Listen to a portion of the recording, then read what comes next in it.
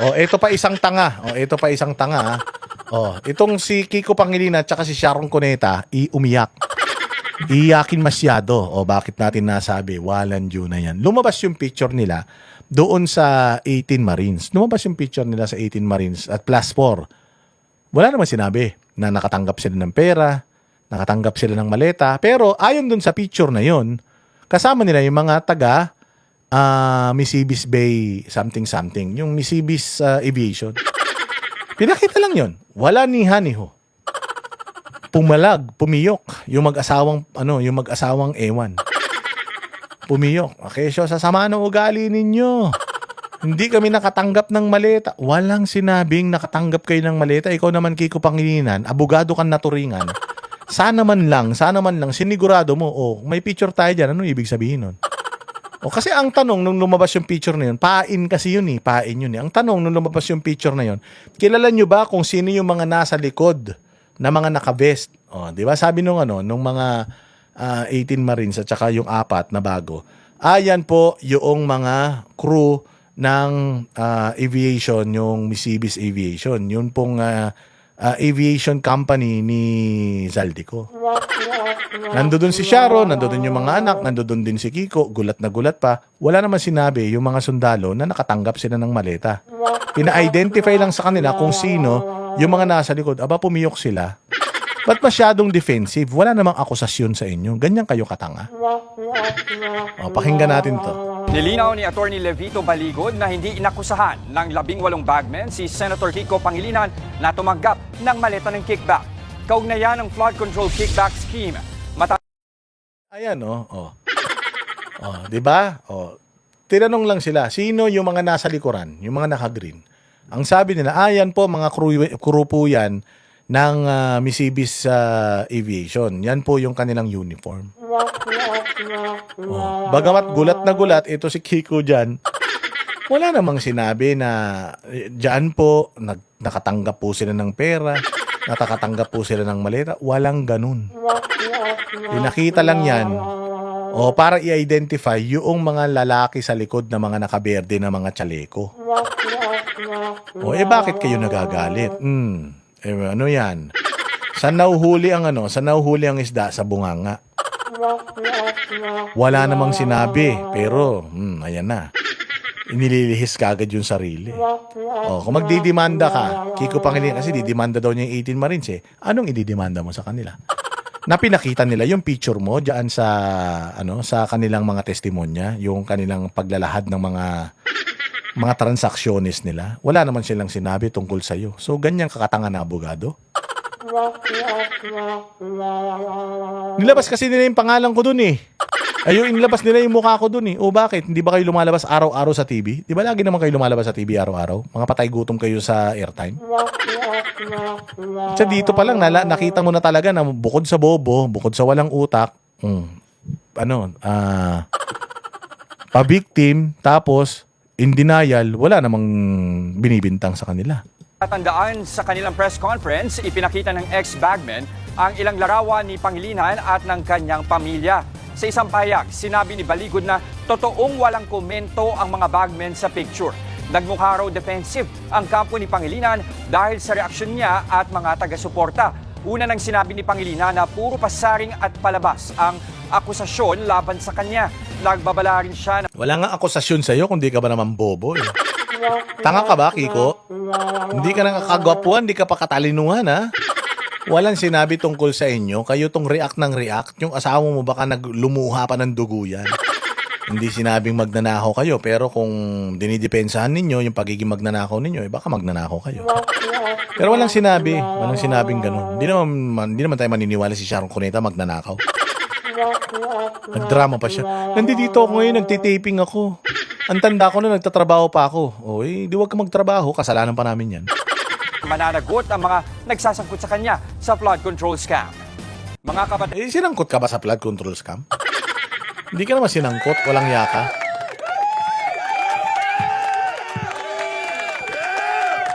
Dito tayo mga bossing.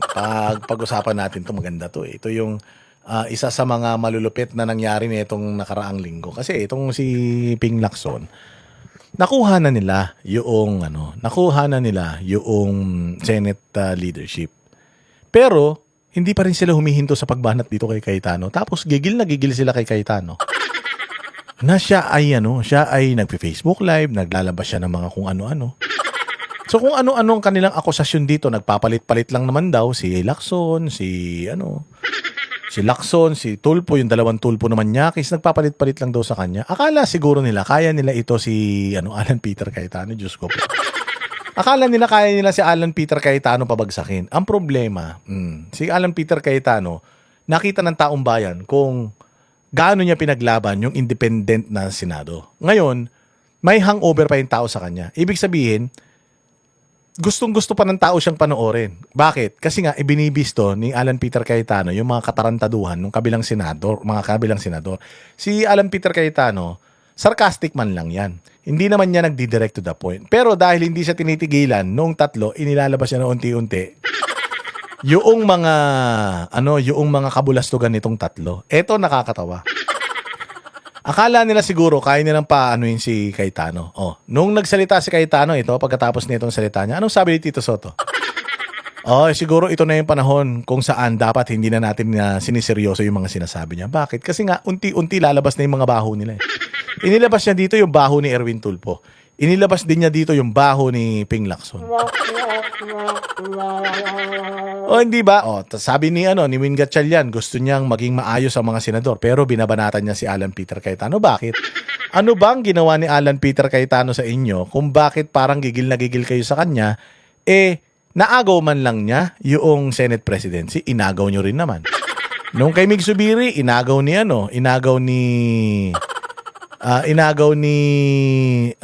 Escudero. Tapos nung kay Escudero, inagaw ni Tito Soto. Wala naman nagre-react. Nung naagaw ni Alan Peter Cayetano, bakit kayo react na react? Kasi alam nila, mga bossing, alam nila na hindi nila kontrolado si Cayetano. At alam nyo ba, diyan sa Senado, si Cayetano yung isa sa mga pinakainis na inis sila. Kasi hindi siya plastic, hindi nakikipag-plastikan to sa kanila. Trabaho lang talaga siya. At saka, kakanain ka nito. Magaling sa wordplay ito. Nanonood siguro ng vlog ni Boss Dada ito. Kaya ang galing mamburaot nito. Pakinggan nyo yung sasabihin niya rito. Talagang, sabi ko nga sa inyo, si Ping Lacson. Ang sagot lang ni Ping Lacson sa kanyang sinabi, naawa na ako sa kanya. Yun lang ang sagot. Naawa tawagin ka ba namang aso? Tapos si Erwin Tulfo, sobrang liit ng tingin ni Cayetano sa kanya, mantakin mo si Lacson, aso lang niya.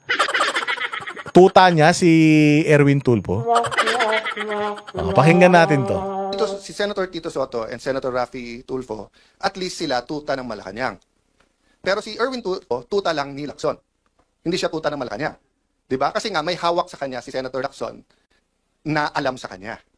Yung sinabi niya na may tatlong kumausap na wag pumirma. Unang-una, yung dalawa kakampi na nila. Pangalawa, Yun nakita nyo. Kumbaga sa si Erwin Tulfo, according doon sa mga lumabas nung mga unang hearing, kay Marcoleta pa lang lumabas na yun kay Marcoleta pa lang lumabas na yun. Na itong si Erwin Tulfo, merong isang kontraktor na pabalik-balik sa kanyang opisina. Aside from that, member siya ng ACT-CIS party list. Tapos yung ACT-CIS na yun, yung isa doon na member nila, na representative nila, contractor. Tapos, yung kapatid nun na congressman dyan sa Baguio, contractor at the same time, scammer. Naka-freeze na kayong assets so maraming hinangahawakan sila Marcoleta sa kanya. Ngayon, naagaw yung Senate leadership, naagaw ni Soto, inilagay si Lacson. Hawak siya sa liig ni Lacson kasi nasa record na Nasa record na yung mga nasabi nung unang hearing kay Marcoleta nung unang-unang unang-unang Blue Ribbon Committee. Nandoon na yon. So, pag tinuloy-tuloy yung investigasyon doon, lalabas na ito si Erwin Tulfo. Merong bagahe. Kaya hawak siya sa liig ni Ping Lacson. Kasi ilalabas ni Ping Lacson yung baho nito ni Erwin Tulfo. Kaibahan yan kay Villanueva, kaibahan yan kay Chis Escudero, kaibahan yan sa ibang mga senador. Kasi ang may hawak sa liig nila, ombudsman at saka Malacanang. But this time, kay Erwin Tulfo, ang may hawak sa liig niya, si Lacson. Dahil alam ni Lacson yung mga katarantaduhan niya. At sa oras na yan si Erwin Tulfo ay bumaliktad, putang ina lalabas lahat ng mga katarantaduhan niyan. Ilalahad-lahat ni Ping Lacson yan. Si Ping Lacson parang si Trillanes din yan eh. Political operator propagandista yan. Oo, ganun ang ano yan. Ganun ang, kaya tinawag niyang tuta. Kasi yung iba, aso eh. Aso ni Bongbong eh. Utusan ni Bongbong direkta. Pero sa sobrang liit ng pagkatao nito ni Erwin Tulfo. Sa loob lamang ng 1 taon ba na congressman at saka 1 taon na senador, putya, 600 plus million na ang kanyang net worth. Saan manggagaling yung pera na yan? Yung kakampi lang isa, nagsabi kay nakwento din sa akin yon. Sinabi kay Erwin, kami ang ginaganito ngayon. Ito ang hawak sa'yo. 1, 2, 3, 4, 5. Isang araw, ikaw gaganon. Kaya nung una, hindi rin pumirma si Erwin. So, yun ang mahirap sa Senado. 24 lang kami. Araw-araw kami nagkwekwentuhan. So, hindi pumirma si Erwin nung una kasi nga, dawit siya. Dawit siya. Oh. Di ba ang tahimik niya? Tapos, noong nangyari na itong kay Cayetano, biglang naging maingay siya. Bakit? Kasi nga, tumahimik siya nung si Lacson ang Blue Ribbon Committee chairman. Oo. Nung naging si Marcoleta na, yung pinakatago-tago nilang sikreto ni Ping Lacson, lalabas sana. Kaya yung sinasabi dito ni kaya pinilit ng lahat ng mga senador na makuha ulit kay Alan Peter Cayetano kasi nga it will open a box of worm, a can of worms. Lalabas lahat ng baho nila kapag si Alan Peter Cayetano nandiyan. Kaya nga hanggang ngayon sinisira pa rin nilang si Alan Peter Cayetano kasi nga nasugatan sila ng malala ni Alan Peter Cayetano. Nasugatan sila, mantakin mo, ang tagal na nanahimik ng pangalan ni Tulfo, biglang naungkat ulit ngayon na si Tulfo ay nakatanggap ng mali-malitang pera. Bukod dun sa pera, nakatanggap pa ng babae. Kaya gigil na gigil sila dito dahil inilabas ni Lacson lahat ng mga kabahuan nila. Hindi na mawawala yan sa isip ng taong bayan. Oy. Minsan nagiinuman pa. Kaya kung magkwekwento kayo, ayusin yung kwento nyo kasi alam ko rin yung kwento eh. Di ba? Magkwekwento kayo, bitin pa. Yung totoo, Erwin Tulfo. Isa-isayin natin hawak sa'yo. Gusto mo? Yung kontrakto na balik-balik sa office mo. Kita nyo, tumahimik si Erwin Tulfo ngayon. Walang sagot si Erwin Tulfo dito. Tumahimik si Erwin Tulfo, hindi lang tinuloy ni Cayetano yung mga mga iskandalo niya na hawak ni Ping Lacson sa leeg. hindi niya tinuloy dito. Alam niyo kung bakit? Sigurado mapapahamak si Kaya mapapahamak si Tulfo. Kaya nga hindi na umimik si Tulfo rito, bait-bait na ni Tulfo, di ba? Si Ping Lacson na lang, nagsasalita. Tapos sinaway na sila ni Tito Soto. Huwag niyo na kasing pansinin. Okay na, nakuha nyo na kasi. Tuloy-tuloy pa rin kayo ng pagbanat eh. Ayan. Lumabas na naman yung mga pangalan nyo. Topic na naman kayo. Yung contractor sa party list. Marami pang iba. Doon muna tayo. Marami pang iba. Di ba? Okay. So sabi nung iba, kung sasabihin mong tuta, ano si Senator Lacson? Hindi na po tuta si Senator Lacson. Aso na po siya. Matagal na po matagal na eh. Strategy. So ano strategy nung kabila? Palabasin ng manggulo. Sila nagpapasok sa NBI. Sila nagsabi sa NBI, full battle gear kayo doon. Sila hindi naglagay ng membro. Sila ang hindi nagpausad sa bills natin. Authorized naman sila na mag-buy kami, etc. Diba? Sila yung nananakot sa kapwa natin membro na lumipat kayo o hindi makukulong kayo. Sila ang meeting sa Malacanang pero pinapalabas nila, tayo unproductive, tayo magulo. Yun ang strategy nila. Ba't tayo papasok sa strategy? In one sense, kailangan mo sagutin yung issue. So like yesterday, pinaalala sa akin nung ating comms, stick to the issue tayo, which is truth. Diba? Na hindi tapos ang laban. Pero ayoko rin naman isipin ng tao, winaldas ko 700 million. Ni 5, may discretionary fund na pwedeng kunin ng Senate President. Maraming previous Senate Presidents, tens or hundreds of millions kinuha. Ni 5, hindi ako kumuha doon. Tapos sasabihin nila, 700 million, ginastos ko. Tapos wala. Unang-una, magaling sa division, si Senator Lacson for 2 reasons. Dinivide lang yung 700 by 28 days kasi 25 million or minultiply lang, 28. Pero mahina talaga siya sa math. Bakit? Because 12 is not 13. Pangalawa, akala ko ba, sabi nyo, tanggal ako nung June 3. Ilan araw ang May 11 hanggang June 3? Paano naging 28? Diba? So makikita mo talaga na makuhuli sa bibig ang... Yan kasi ang problema kay Lacson, propagandista. Tapos ang masaklap nito, matalino yung kanyang pinopropagandahan. Yung pinopropagate niya, yung binabalak po ops niya, matalino. Kasi nga naman, hindi 28 araw yun. Di ba? May 28 to June 11, ilang araw lang yun. Bilangin natin May 28 to June 11. 1, 2, 3, 4, 5, 6, 7, 8, 9, 10, 11, 12, 13 days lang yun. 13 days lang. Paano naging ano? Kung 13 days times 25 million, magkano lang yun? Diyos ko naman. Kasi nga nung June 11, di ba? Kasi nung tama, June 11, kinuha na nila eh. Kinuha na nila sa quorum eh. Hindi ba yung yung Senate presidency? So 13 araw lang yun, hindi yung 28 araw. Oh, so dito mo talaga makikita si Ping Lacson, fake news peddler talaga. 28 million per day kung gano'n naman talaga ang kung gano'n naman talaga ang gastos. Ang tanong diyan, naging productive hindi? Hindi naging productive. Bakit? Unang-una, yung isang araw doon nag-walk out kayo. So yung 25 million doon, kayo may kasalanan. Kung 25 million per day, so yung 25 million na yun, kayo may kasalanan kasi itinigil nyo yung quorum eh. So hindi lahat yun. Hindi lahat yun kay Cayetano, pati kayo may kasalanan doon. So sa 3 araw man lang na nag-boycott sila, actually 2 araw nga lang sila nag-boycott, sa pangatlong araw nakuha nyo na. Kung 25 million, 50 million lang yun yung pagbo-boycott nila. Out of yung sinasabi mong 700 million na budget ng Senado during his term. Di ba? Hindi naman sila lumagpas ng 3 araw eh. Oh, so mali yung mathematics mo. Ibig sabihin, pumupropaganda ka lang talaga. Eh, yan ang sinasabi ko. So, siguro kung si Risa Ontiveros ang ginanyan mo, hindi niya kayang maisip yan dahil wala man logic yung tao na yun. Tanga yun eh. Okay, pero si Alan Peter Cayetano, hindi kayo makakalusot. Magaling to, abogado to. Hindi man kayo mga abogado. Kayong 3 itlog dyan. 2 tulpo naman Nyakis at saka ikaw Ping Lacson. Hindi naman kayo mga abogado. So, hindi nyo kaya ito si Cayetano. Isda. Pero bakit nga nanggugulo na manggugulo si Senator Lacson? So on one hand, stick tayo to the issue. On the other hand, there are some issues, tactical issues, na kailangan mo sagutin kasi kung hindi, masisira main message mo. So ang main message natin is good governance. Tapos akala ng tao may anomalya sa 700 million. So sabi niya, isipin mo, walang productivity. O bakit ngayon break eh? Everyday ngayon, 25 million. So kung ngayon sasabihin ko, ang grupo ni Lacson at ni Gatchalian, 25 million today, walang nagawa. Tomorrow, 50 million, walang nagawa. O sa Monday, kung 5 araw na, 125 million walang, naka-break tayo eh. Meron pre-trial eh. Diba? So wag natin lokohin ang tao. So, but sometimes it's strategic na i-expose yung ginagawa nila. So, nakita ko to kasi tandaan nyo, political science yung background ko, yung pinag-aralan ko. And uma-absent ako sa school, sumama lang sa tatay ko because I was really interested in politics. I've been a counselor since I was 21 years old. I've been in government. So what's my point? Nung nakita ko na dumami ang mga congressman na bumabanat sa VP nung 24-25, sabi nung iba, dami ng galit. Ako, hindi, naging speaker ako eh. Magaling ang strategy yung speaker. Bakit? Alam kasi nila na sa Pilipinas, we have a two-party system. Di ba?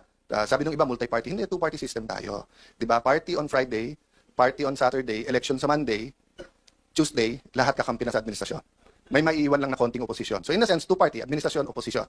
Di ba? Ito yung hindi nila kaya, yung ganitong wordplay. Yung mga cynical na mga statement, yung mga sarcastic na mga statement, yan yung hindi nila kaya. Matalino to eh. Wordplay. O kumbaga bars yan. Sa flip-top bars ang tawag dyan. Yung reference na ginagamit niya, pucha, makatotohanan talaga. Two-party system. Literal, two-party, hindi. 2 party. Oh, party ng Biyernes, party ng Sabado, pagdating ng Lunes, magkakakampi na sila. Bilihan yan, bilihan, bayaran yan, ganun na nangyayari sa gobyerno. Medyo unique lang ngayon kasi yung mga Pinklawan, Dilawan, Marcos na rin. Dahil ayaw kay VP Sara. So ang nangyayari ngayon, they claim to be the opposition, but the opposition oppose. They're actually co-administering. 'Di ba? So, what's my point there? Ang galing ng ginawa nila. Kasi pagka yung congressman hindi nagsalita ng mabigat versus VP Sara, alam nilang pagpalapit na or bumango, kakampi din nila o 2 kakampi.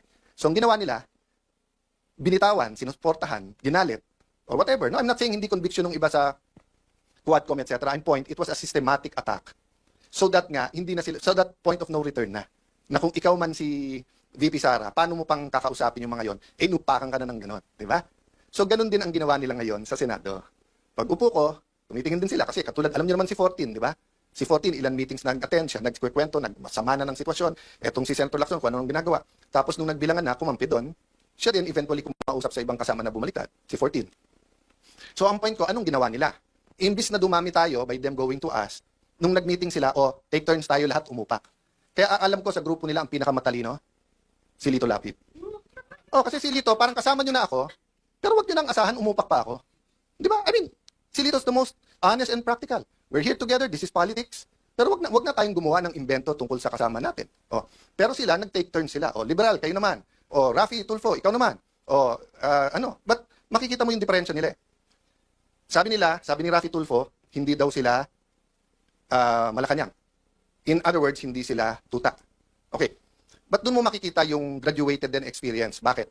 Kasi si Senator Tito Soto and Senator Rafi Tulfo, at least sila tuta ng Malacanang. Pero si Erwin Tulfo, tuta lang ni Lacson.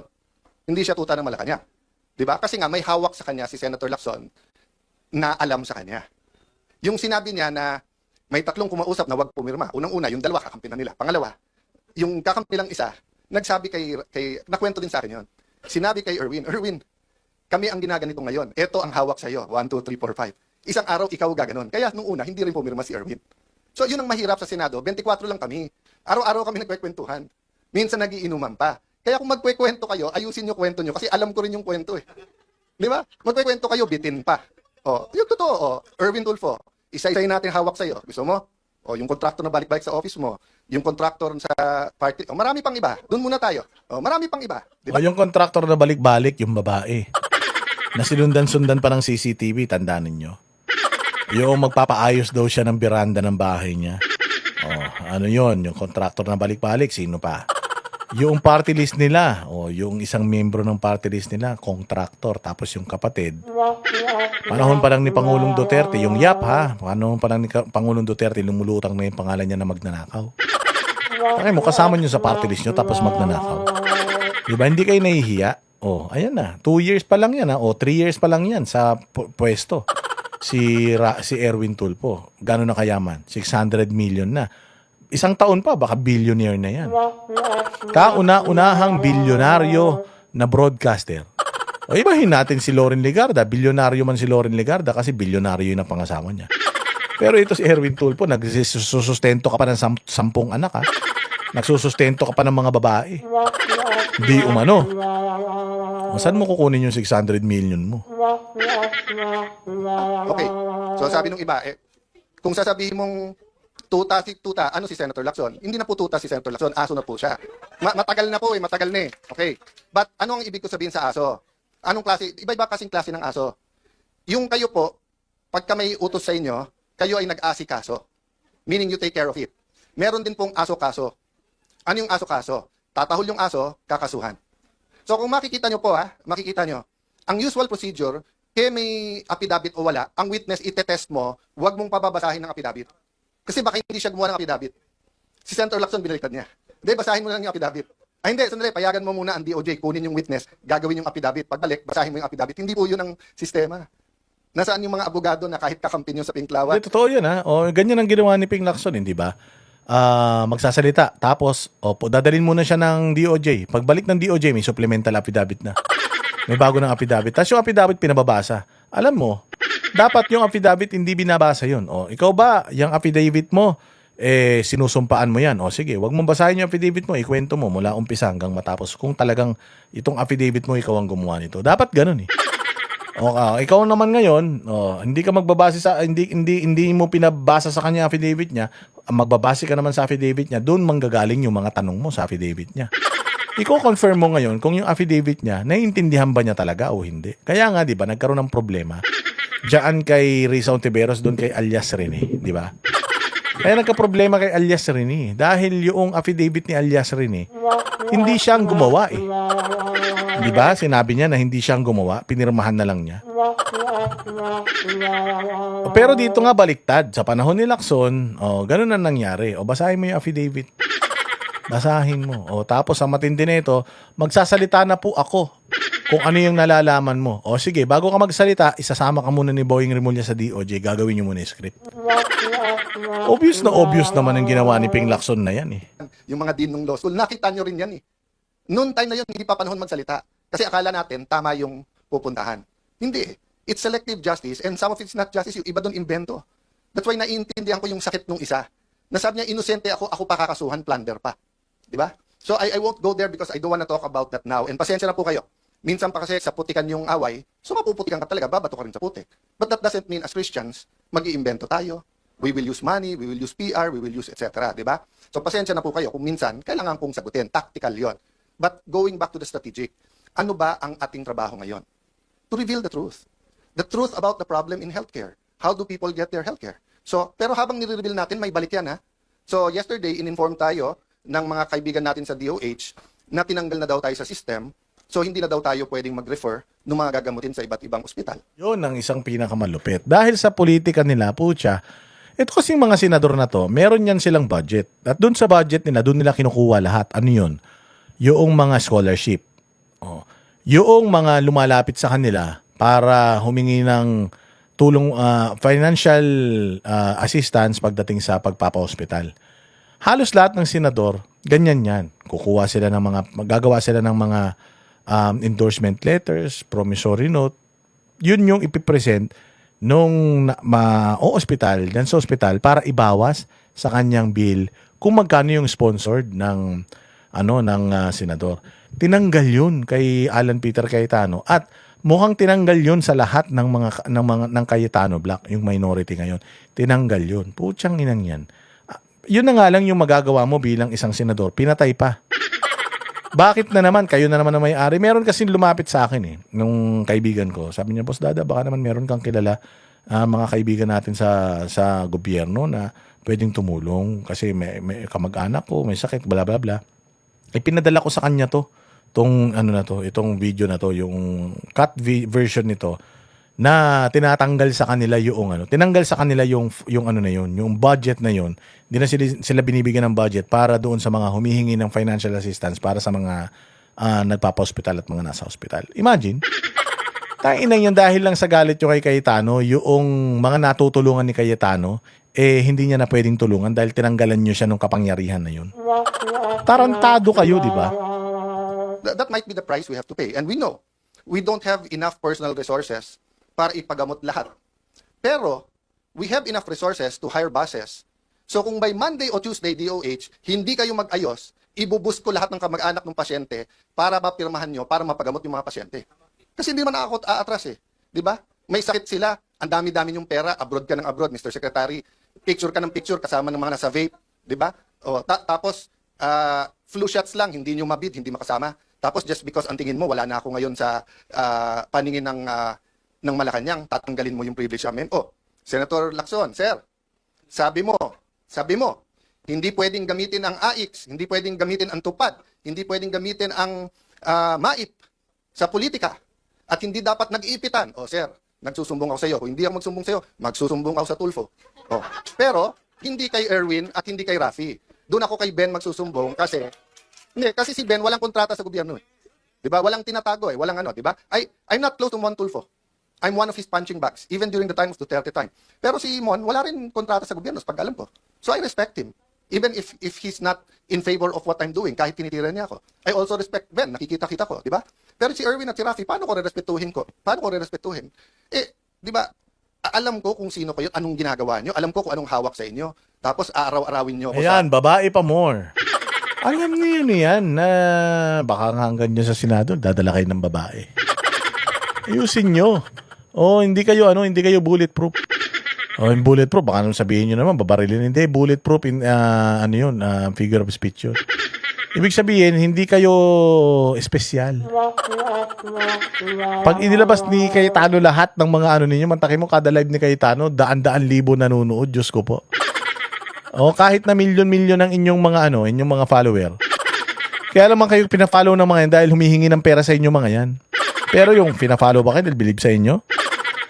Dahil alam nila na mga matitino kayong tao, hindi. Sa media. Magdebate tayo, sabihin nyo yung topic. Yung debate ng katotohanan, debate ng flood control, debate ng contractor, di ba? Huwag tayo magdebate ng kung ano-anong gusto nyong topic na nililihis nyo lang sa mga nangyayari. So again, mga kasama, tama yung narinig nyo, inuumpisahan na kami. Actually, to be fair for a long time, Senator Amy and Senator Bongo, pinagtatanggalan din ng mga pondo. So, ang sabi nila, daan-daan bilyon ang para sa ayuda at hindi ito pwedeng gamitin sa pagpapamaw, which is not true also. Nung simula nung nagkaroon ng oil crisis, nung simula nung Israel, open na silang may picture, may pangalan sa pagdidistribute Pero okay lang kasi at least nakukuha ng tao. So, don't get me wrong As long as yung mga pasyente na asikaso, it doesn't have to pass through my office. Ang problema, pumunta sa opisina nila, sila nagsasabi, pumunta ka sa congressman, senador.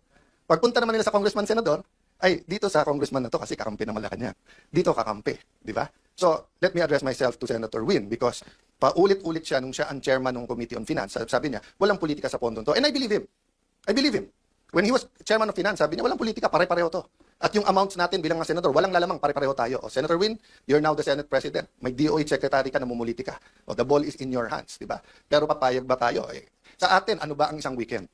Pero yung may sakit na hindi matuloy yung CT scan niya, hindi matuloy yung MRI niya, hindi matuloy yung dialysis niya, that can be fatal, 'di ba? So sasabihin niyo kami namumuliti ka, 'yun ang ginagawa niyo. So sorry, mapupunta tayo sa politika because we have to fight the daily battles. But my point is strategy versus tactics.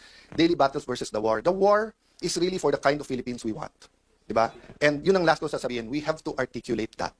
We have to articulate. So yung mga men and women of God na nandito ngayon na you will be speaking on those topics, pasensya na po kayo kung napunta ako sa daily battles. But that's what we're facing.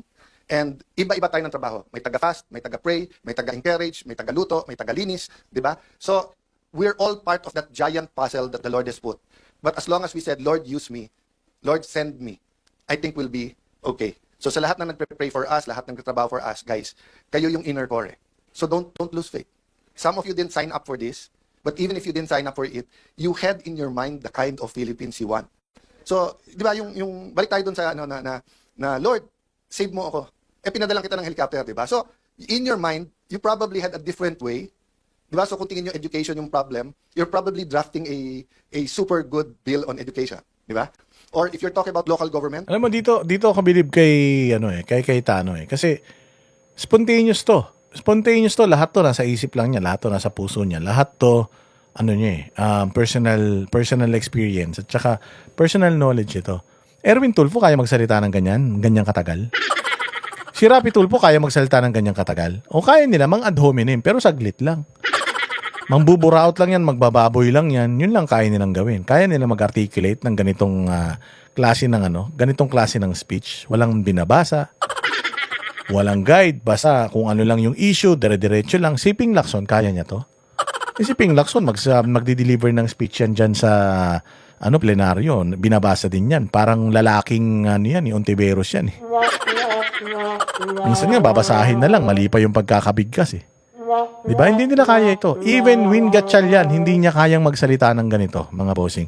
Only Alan Peter Cayetano dyan sa Senado yung kayang magsalita ng ganito dire-diretso. Kaya nga, gigil na gigil sila pag nag-Facebook Live, ito si Alan Peter Cayetano. Kasi ang hahaba, tapos tinatamaan niya lahat. Hindi kaya ng mga Tulfo yan. Kasi yung mga yan, hindi naman magagaling yan eh.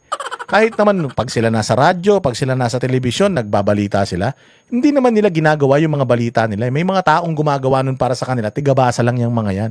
So kapag yung mga yan, walang binabasa yan, basura yung mga yan. Oh.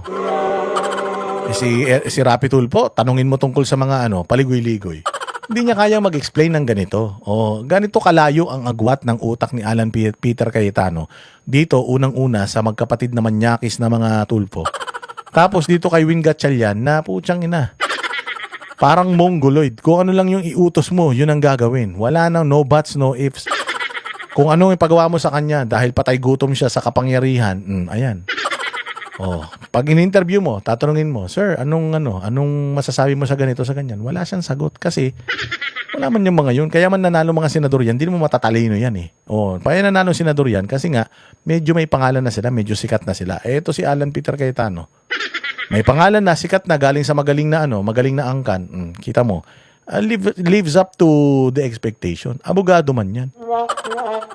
Mahaba lang talaga siya magpaliwanag, pero kung titingnan mo, napakamalaman. Kaya nga aabangan ninyo itong si Alan Peter Cayetano na magsasalita, maglilitanya, magla-live. Kasi nga, ang dami niyang inilalabas na mga pilit na tinatabunan netong mga ulaga, mga ogag na mga senador dyan sa Gatchalian Black, na mga aso ni Bongbong.